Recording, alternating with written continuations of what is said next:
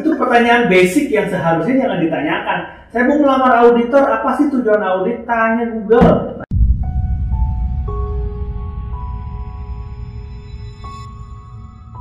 Halo Sobat Ijen, Assalamualaikum warahmatullahi wabarakatuh. Kembali lagi bersama saya, Fajar Harnanto. Ada di segmen baru nih kita di podcast Inspektorat Jenderal Kementerian Agama. Di podcast ini kita akan bahas terkait pengawasan, tapi secara lebih rileks, lebih santai, dan juga bisa jadi membahas tema-tema yang update yang ada di sekitar kita, yang ada di lingkungan sehari-hari kita. Kali ini kita sudah kedatangan teman kita dan salah satu Kasubag di Inspektorat Jenderal Kementerian Agama. Kita sambut, ini dia, Kang Wendy Wijarwadi. Terima kasih. Tepuk tangannya mana? Tepuk tangan. Iya. Itu ada berapa? 1, 2, 3, 4, 5. Nanti ambil honornya di mana?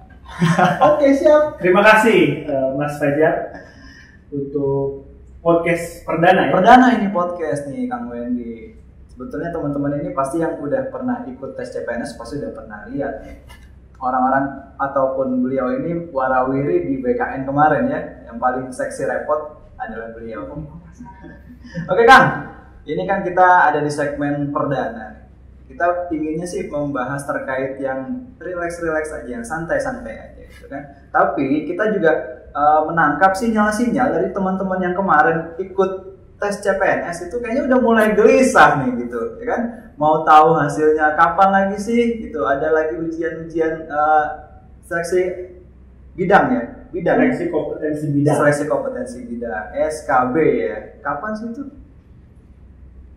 Jadi info terakhir yang kami terima dan juga mungkin para CPNS mania itu PSKB itu akan dilaksanakan oleh BKN. Bulannya saya harus cek lagi, cuma kalau tidak salah itu sekitar Agustus September. Saya harus cek lagi karena belum ada pengumuman resmi. Tapi kemarin di DPR sudah disinggung juga masalah itu, dan kemungkinan akan segera dalam waktu dekat, karena kan kita sudah new normal dan BKN dan kita juga tentunya harus mempersiapkan protokol kesehatan. Walaupun SKB jadi dilakukan sesuai dengan berita yang beredar. Jadi teman-teman yang udah merasa masuk ke angka ambang batas ya, batas nilai, siap-siap karena akan segera coming soon ya. Tapi tanggalnya kita belum tahu, bulannya kita belum tahu, tapi persiapkan diri teman-teman. Kemudian nih, teman-teman yang sudah kiranya yakin masuk gitu, yang mau disiapin itu apa sih? Jadi nama-nama yang berhak ikut SKB sudah keluar bulan tidak lama kok setelah pengumuman kemarin Maret kalau tidak salah ya. Karena memang sudah ada datanya Inspektorat sendiri, karena formasi kita ada 30. Yang lolos SKB itu kan sesuai ketentuan dan teman-teman sudah lihat sendiri di pengumumannya, itu ada 90 orang. 3 kali formasi ya? 3 kali formasi. 22-nya untuk formasi auditor, 8-nya untuk formasi non-auditor. Itu jabatan pelaksana ataupun jabatan fungsional lainnya. Nah, dari 30 nama itu yang akan dipilih, kita saring dari 90 orang. Jadi pesan saya untuk teman-teman CPNS, terutama yang melamar ke Inspektorat, persiapkan diri. Teori sederhananya, tips sederhananya, apa yang teman-teman lamar itu yang teman-teman pelajari. Itu kisi-kisinya. Iya, itu common sense. Kalau kita melamar jadi auditor, ya pelajari ilmu-ilmu audit, baik secara akademis, secara kajian teori ataupun secara peraturan perundang-undangan. Nah, pertanyaannya ada yang seperti ini nih. Pernah masuk ke WA saya gitu ya, salah satu teman-teman yang melamar gitu. Auditor itu ngapain aja sih gitu? Auditor itu tugasnya apa sih? Saya ngeblank banget nih, daftar aja gitu. Nggak tahu auditor itu ngapain, apa. Ada nggak sih yang bisa dipelajari gitu yang dari buku-buku atau referensi-referensi gitu? Baik. Ada istilah populer. Saya tidak lebih pintar, saya hanya lebih pandai menggunakan Google. Nah, ya teman-teman jangan tanya. Itu pertanyaan basic yang seharusnya jangan ditanyakan. Saya mau melamar auditor, apa sih tujuan audit? Tanya Google. Tanya Google ya. Tanya Google. Auditor, cari sumber yang terpercaya. Atau kalau punya teman saudara yang profesinya auditor, tanya. Jadi kalau bahasanya blank, auditor ngapain sih? Nah, saya tanya balik, kamu ngapain nggak jadi auditor? Betul juga. Iya, harus tahu dulu lah, masa ngelamar kerja nggak tahu. Nanti ditanya wawancara, kenapa kamu jadi auditor? Hutan Pak. Tuh saya jamin tuh nggak akan lulus. Kita butuh orang yang siap, yang tahu apa yang mau dilakukan. Iya, jadi sebelum kita mencintai profesi kan harus berkenalan dulu dengan profesi. Jadi persiapkanlah, cari aturan-aturan terkait keauditoran, atau dari sekarang mulai sering buka situs terkait keauditoran. Auditor itu lembaga pembinanya BPKP. Usernya, auditor itu rumahnya di Inspektorat Jenderal. Kementerian Agama juga punya website, punya YouTube, punya Instagram. Mulailah berkenalan dengan kami. Betul. Jadi saksikan ini, podcast ini wajib disaksikan karena mungkin aja nanti ada info-info terupdate gitu kan. Betul nggak kamu ini? Betul. Bisa disampaikan dari sini. Betul. Oke, itu kan tadi ada pertanyaan yang sebetulnya ya memang harus dipersiapkan. Tapi ada nggak sih yang betul-betul ini sudah ditentukan syaratnya? Apa mungkin harus membawa apa, harus kemudian kostumnya apa, dan mungkin sekarang kan lagi new normal ya. Apakah nanti akan berbeda gitu, cara penyeleksiannya?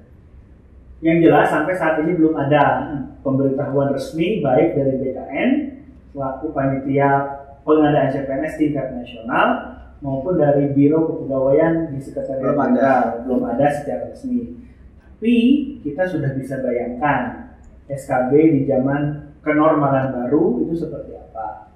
Dan teman-teman juga harus mulai mempersiapkan. Mungkin pakai face shield atau pakai masker atau mungkin daring juga mungkin ya. Bisa jadi ya? Tidak menutup kemungkinan gitu. Kita menunggu saja, yang jelas mau daring, mau luring. Tahu nggak daring artinya apa? Daring itu dalam jaringan. Luring luar jaringan. Itu bahasa baku. Luring dan daring saya baru tahu. Online itu daring, offline itu luring. Mau dilakukan dalam jaringan ataupun daring atau di luar jaringan, persiapkan. Karena itu hanya media. Yang jelas yang akan ditanyakan karena judulnya bidang. Bedakan dengan SKD. SKD itu seleksi kompetensi dasar. Yang ditanyakan hal-hal dasar, hal-hal basic. Makanya formasi apapun pertanyaannya sama ya. Sekarang formasi apapun pertanyaannya pasti beda. Spesifik terkait bidang yang akan teman-teman lama. Dan karena kita di lembaga pemerintahan yang berbeda dengan melamar kerja di swasta, pemerintahan itu fondasi dasarnya itu peraturan. Ya, undang-undang, kemudian turun ke PP turun ke peraturan menteri turun ke peraturan lain-lainnya, eselon 1 atau mungkin instansi pembina. Jadi dari sekarang mulai banyak membaca, dan kalau ada kawan kenalan bertanya apa-apa, tapi jangan bertanya kosong. Karena ada pendapat itu malu membaca sesat di jalan. Bukan malu membaca. Sekarang memang budaya membaca kita agak tergeser ya. Bagi auditor itu apa ya? Memang harus baca. Kalau nggak baca peraturan, auditor mau kerja pakai apa? Ibaratnya peraturan itu campur auditor. Ini salah satu kisi-kisi nih. Saya sebagai auditor ya, curhat sedikit ya. Kalau nggak punya basic baca aturan, ketika mengaudit pakai apa? Mau pakai kira-kira kan nggak bisa kan ya? Jadi salah satu kunci besok mau ikut SKB harus banyak baca, terutama tentang auditor. Itu basic sekali. Ya. Jadi jangan lagi tanya kapan SKB-nya, tapi sudah mulai mempersiapkan diri. Hasilnya sudah mulai mempersiapkan diri, dan sebaik mungkin. Karena kita akan berkompetisi dengan 3, minimal kan 1 orang akan menyisikan 3 orang. Nah, bahasanya itu diperas, kita menunjukkan yang terbaik. Jadi tunjukkan kualitas terbaik teman-teman, kawan-kawan, sahabat-sahabat yang akan melamar sebagai CPNS. CPNS dulu baru PNS ya. Iya, CPNS. CPNS dulu. Calon dulu loh. Kalau sudah keterima masih calon, belum PNS. Itu jangan dipikirin dulu, pokoknya belajar aja dulu. Kang, ini Kang, kalau kan di mindset teman-teman itu jadi PNS itu enak. Sebetulnya enak gak sih jadi PNS? Enak. Enak ya? Enaknya gimana? Ya, enak itu karena kita menikmati. Menikmati. Bukan karena pekerjaannya itu. Ya, Pekerjaannya. sekarang ini kan pilihan karir banyak. Iya. Di zaman dulu mungkin PNS satu-satunya pilihan karir yang nyaman. Sekarang itu apalagi anak-anak muda, pilihan karir itu kan banyak. PNS salah satunya. Jadi ketika memilih untuk jadi PNS ya harus total. Harus total. Berarti mindset bawa PNS itu untuk baca koran. berkontribusi untuk negara, minimal berkontribusi untuk organisasi tempat kita bekerja. Tidak semata-mata hanya alasan superficial tuh basic. Gua kerja karena gua butuh duit. Ya semua orang juga, tapi apa nilai lebihnya? Betul. Nah itu juga salah satu. Saya dulu pernah tes SKB, ditanya itu alasan kamu jadi PNS, mau jadi PNS itu apa di Kementerian Agama. Kalau jawab karena jadi PNS itu enaknya karena apa? Atau nggak enak, atau pengen jadi PNS karena alasan-alasan yang disuruh orang tua, itu saya jamin bakal gagal gitu ya kan. Ini memang harus diterangkan secara normatif juga ya. Iya. Bukan normatif. Normatif itu kan jadi PNS. Ya karena PNS seumur hidup tidak akan dipecat. Terus lama. Terus nyaman, mertua, calon bisa dengan kestabilan. It's fine, itu normal. Tapi apa gitu nilai lebih seorang PNS? Itu yang perlu digali.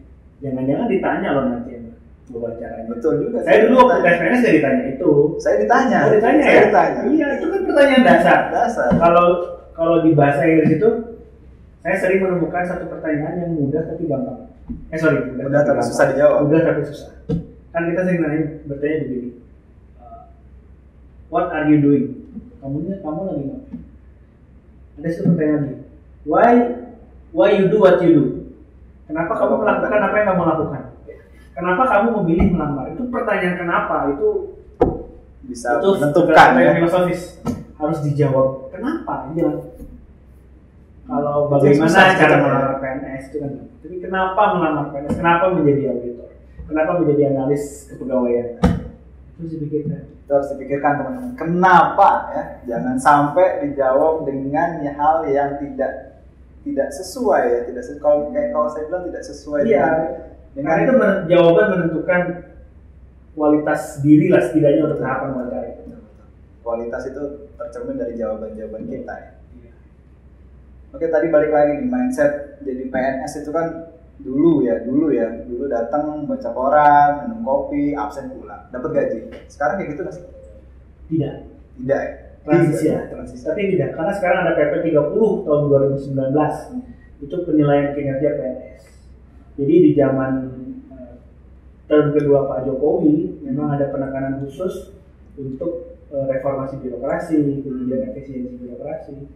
Jadi PNS itu tidak sebatas apa yang teman-teman bayangkan di masa lalu. Ini harus progresif ya. Karena salah satu fondasi kemajuan bangsa itu birokrasi ini juga yang bagus. Kita contoh misalkan Singapura itu bagus, salah satunya ditopang oleh birokrasi juga yang bagus. Pun Korea Selatan. Jadi kalau teman-teman ini suka K-pop, harus juga mencontoh budaya kerja positifnya PNS di Korea Selatan. Itu pernah disebut juga oleh Menteri Menpan itu, Cahaya Kumolo. Kita akan belajar ke Korea. Jangan dari Blackpink. Tapi Blackpink oke juga kayak. Baru saya sedang. Kan ini juga tergantung ya, maksudnya ketika kita jadi CPNS, jadi PNS kan nggak hanya stuck gitu aja ya. Orang berpikiran kan jadi PNS itu ya udah gue kerja dan pakai seragam gitu kan, tiap hari ada di birokrasi. Sebetulnya masih bisa di-upgrade kan ya, PNS itu masih ada upgrade-an. Wah, gitu ya. Bagi saya profesi apapun, nggak hanya PNS wajib mengupgrade diri. Contoh kita hidup di zaman orang sering menyebutnya itu apa? 4.0 revolusi industri keempat. Itu karakteristiknya apa nih? Kemudian juga ada istilah kemampuan abad 21. Nah, PNS itu bagian penting dari mengupgrade diri itu amanat perundang-undangan. PNS itu diwajibkan untuk meningkatkan kompetensinya. Kan ada 4 kompetensi manajerial, kompetensi teknis, kompetensi sosiokultural. Ini 3 hal yang menjadi fondasi kompetensi PNS. Nah, 3 ini dibungkus oleh 2 hal. 1 kinerja, yang kedua moralitas. 5. Dan bahkan kita juga disediakan cara-cara untuk upgrading itu ya, seperti beasiswa apa gitu ada ya, untuk PNS itu juga ada ya. Jadi PNS sekarang itu anggaran APBN negara kita itu memberikan porsi khusus untuk pengembangan SDM. Itu sudah wujud nyata misi Presiden Jokowi. Bukan tahun ini, sejak beberapa tahun terakhir PNS menjadi salah satu objek yang menjadi fokus pengembangan pemerintah. Contoh yang paling real 2018 LPDP selaku pemegang dana abadi pendidikan itu mulai mengeluarkan kebijakan afirmasi untuk PNS. Afirmasi itu begini sebenarnya. Semua orang berhak mendapatkan beasiswa. Saya PNS, dia guru atau dia dosen, semua bertarung dalam wadah yang sama untuk mendapatkan beasiswa. Jadi kemungkinannya itu ya kalau kita bertarung dengan terlalu banyak orang, betul, terlalu susah. Nah sekarang pemerintah mengasih porsi, dia tentukan kriteria, dengan persyaratan, dan PNS bertarung dengan dirinya. Dengan sesama PNS. Itu juga fair gitu ya. Beasiswa afirmasi. Nah itu ada di LPDP. Dan ini contohnya pernah beliau dapat ya? Belum. LPDP dalam proses. Sedang mengajukan untuk LPDP. PSD ya? Ya doakan PSD. Tapi sebelumnya gimana? Sebelumnya itu. Nah kalau sebelumnya, jadi pemerintah itu tahapan pengembangan SDM-nya banyak. Ada yang intervensi langsung. Intervensi langsung itu ada uang, digunakan uang itu untuk membiayai SDM. Itu uang pengembangan, uang dana abadi pendidikan.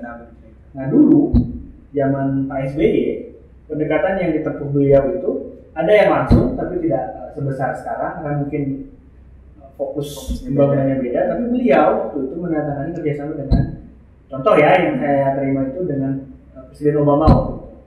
Jadi kerjasama bidang pendidikan. Saya tahu karena saya waktu itu dapat beasiswa dari USAID.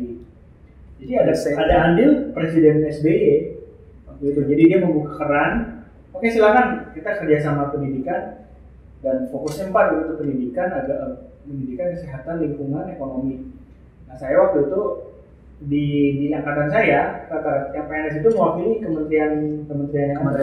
Misalkan saya mewakili pendidikan dari Kementerian Agama. Ada kawan juga di pendidikan Kemendikbud. Ada kawan yang dari Kementerian Kesehatan. Ada kawan yang dari Kementerian Lingkungan.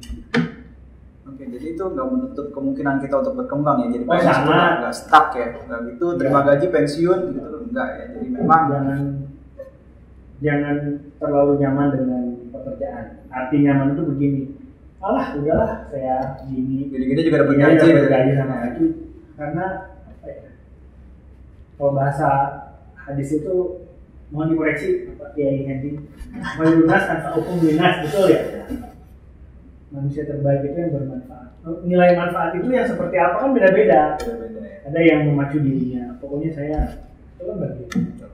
Jadi apapun pekerjaan kita, cintai dengan cara mengupgrade diri kita sendiri agar bermanfaat bagi orang lain gitu mungkin.